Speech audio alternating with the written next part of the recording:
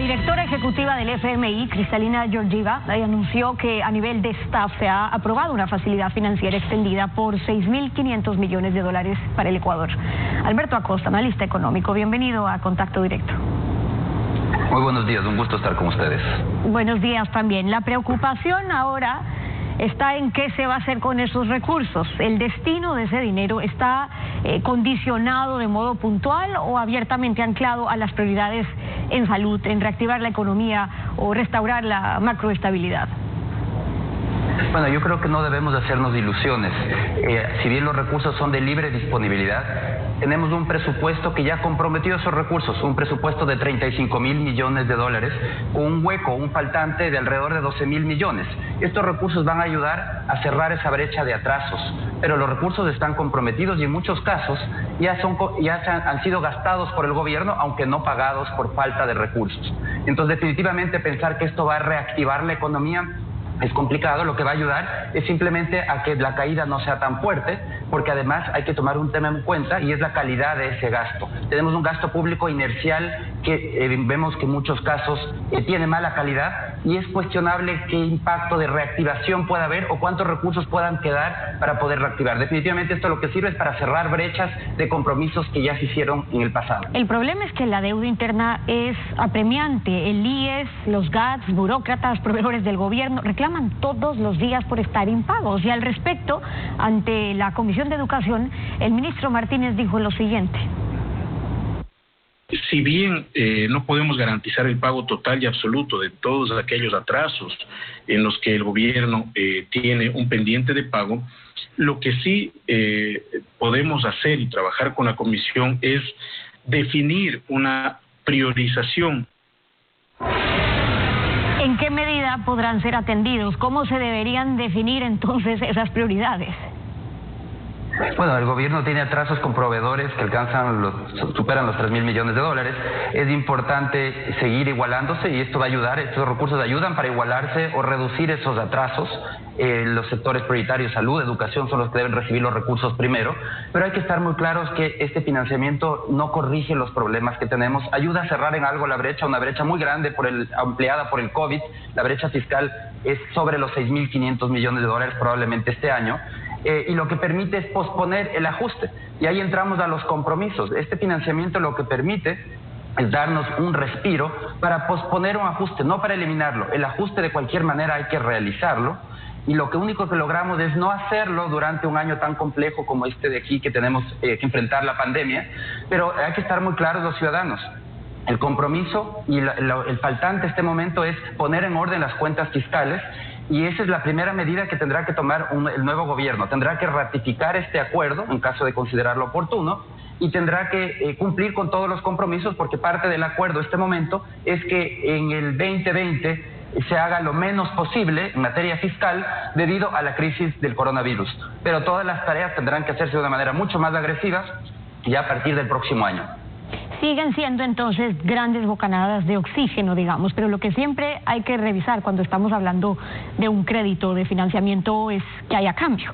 Ese crédito, en contraparte, no es gastar tanto, sino empiece a tener más ingresos para que ordene su casa. ¿Y eso qué implica? Tenemos que estar muy claros, hay un acuerdo de por medio y lo que está comprometiéndose este gobierno es decir, yo voy a subir impuestos y voy a dejar de gastar, las dos cosas. Además hay unos temas cualitativos importantes como legislación, modernización de la legislación del Banco Central y mejorar la supervisión bancaria. Pero el tema de fondo es que tenemos todavía unas cuentas fiscales insostenibles y que como país tenemos que corregir esas cuentas fiscales. Y aquí entran los grandes interrogantes. Primero, ¿habrá voluntad política para hacerlo? Probablemente no, tenemos elecciones del próximo año y vemos que la política ecuatoriana está dominada por el populismo económico, por el cortoplacismo. Segunda pregunta, la población entenderá que el ajuste es inevitable, que este endeudamiento lo único que hace es posponer el ajuste, pero el ajuste no se lo destruye. Probablemente la población tampoco entiende a profundidad que el ajuste es inevitable y se repitan situaciones como las que vivimos en octubre de autodestrucción. Entonces el desafío en este momento es grande, tenemos que entender lo importante aquí no es solo discutir qué se va a hacer con esos fondos o cuándo van a venir. La clave es cómo vamos a poner en orden el origen del problema porque seguimos posponiendo la corrección de la crisis fiscal. Pero cuando hablan de una reforma tributaria, por un lado, no solamente la estabilidad fiscal, sino también la necesidad de esta reforma tributaria, una reforma fiscal, y en lo tributario significa entonces empiece a tener más ingresos, y eso, ¿por qué vía podría ser? Pregunto por si esto significa que tampoco hay que dejar de lado la posibilidad de entonces que más impuestos, ¿por dónde? ¿IVA? Yo creo que en este entorno pensar en más impuestos es contraproducente. Y el problema es que tenemos un Estado que se ha transformado en un lastre para la sociedad, para la economía ecuatoriana. Veamos qué sucede en el mundo. En el mundo los países ayudan a las empresas a que puedan seguir sosteniendo sus nóminas, ayudan a sus ciudadanos a que puedan seguir consumiendo. Y en el Ecuador, porque no fuimos responsables en la bonanza, porque nos gastamos los fonditos, no tenemos recursos para enfrentar esta época difícil, y entonces el Estado es el que dice, miren, yo soy el damnificado, hácenme más impuestos a mí. Eso no puede continuar. Lo que necesitamos es priorizar el gasto público y trabajar en una reducción del tamaño del Estado. El Estado nos quedó demasiado grande. Era un Estado que creció mucho por la bonanza, cuando había muchos recursos, ahora ya no los existen, y tenemos que achicar ese Estado a un nivel que sea sostenible. Entonces la discusión debe ir por dónde vamos a priorizar ese gasto, qué es lo importante para los ciudadanos, y no la discusión de cómo sacamos más impuestos, porque hay que estar muy claros. La calidad del gasto público es cuestionable en el Ecuador. Tenemos obras sobredimensionadas, sobreprecios, coimas. Eso no hace que el uso de recursos sea eficiente, y el entorno del coronavirus, una economía con una crisis de iliquidez, en donde pensar en cargarle de más impuestos es simplemente ahondar la crisis. Esa no es la vía. La vía es optimización del gasto público, reducción del tamaño del Estado. Ahora, ya hay antecedentes de desembolsos por partes, se anuncia de hecho, luego no llega a la totalidad porque o no cuadran después los números, o a veces no se pueden cumplir con los requisitos, y por eso salta la pregunta frente a esa contraparte. ¿Podrá el gobierno, el que llegue también, cumplir con este acuerdo? Bueno, el Ecuador no tiene muchas alternativas de financiamiento. Lo importante es que existe esa voluntad política. ¿Cuál es la alternativa? Evidentemente que existe una alternativa, y la alternativa es la de irnos por el populismo económico, el cortoplacismo, que nos puede llevar a una senda del descalabro. ¿Qué implicaría esta alternativa? Tratar de pagar y seguir gastando, emitiendo sustitutos del dinero de manera agresiva, y haciendo lo que un candidato presidencial lo llama con un eufemismo, de la desdolarización buena. Esa es la alternativa, y es la alternativa que debemos evitar y que debemos rechazar los ciudadanos. No podemos aceptar que se continúe por la senda del descalabro fiscal, de la farra fiscal, que al final del día nos va a salir muy cara a todos los ciudadanos. Este momento lo que tenemos que hacer es ser responsables y discutir sobre cómo vamos a realizar este ajuste económico, porque lo vamos a tener que hacer más temprano que tarde. Y los temas de fondo es ver los mecanismos de priorización del gasto. La facilidad extendida ahora es por 27 meses. Eso significa que el próximo gobierno estaría cubierto más o menos en 19 meses.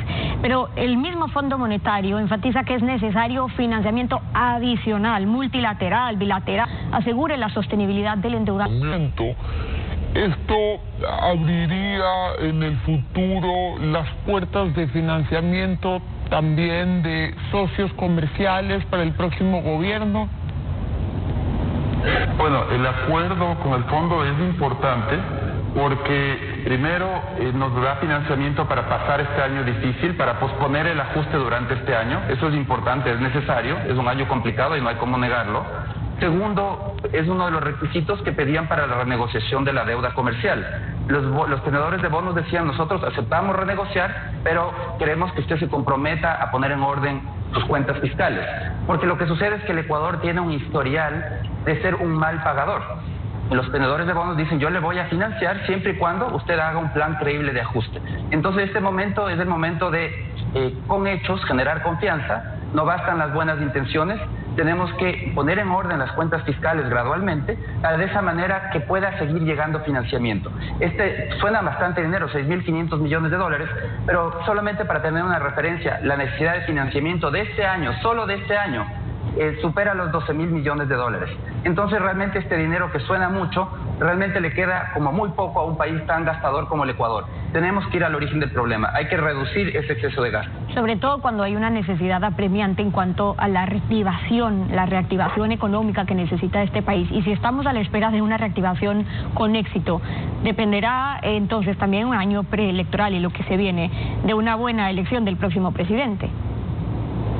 Definitivamente, y el próximo presidente tendrá que ratificar la senda por la que vamos a seguir, la senda del descalabro, del populismo económico y eventualmente de la desdolarización buena, o la senda de poner en orden las cuentas fiscales, de la responsabilidad de la buena administración. Esa es la alternativa y esa es la elección que vamos a hacer los ecuatorianos el próximo año. Estemos claros, no hay soluciones mágicas, tenemos unas cuentas fiscales insostenibles, un gasto que es demasiado grande, un Estado que es un lastre para la actividad productiva, y este momento la alternativa de seguir cargando impuestos lo único que va a hacer es ahondar esa crisis de iliquidez, esa pérdida de empleos que estamos viviendo. Hay que ser responsables y poner en orden la economía de manera prudente, y de esa manera poder superar esa crisis fiscal que estamos viviendo. Alberto Acosta, analista económico y columnista de la revista Vistazo, gracias por estar aquí en Contacto Directo.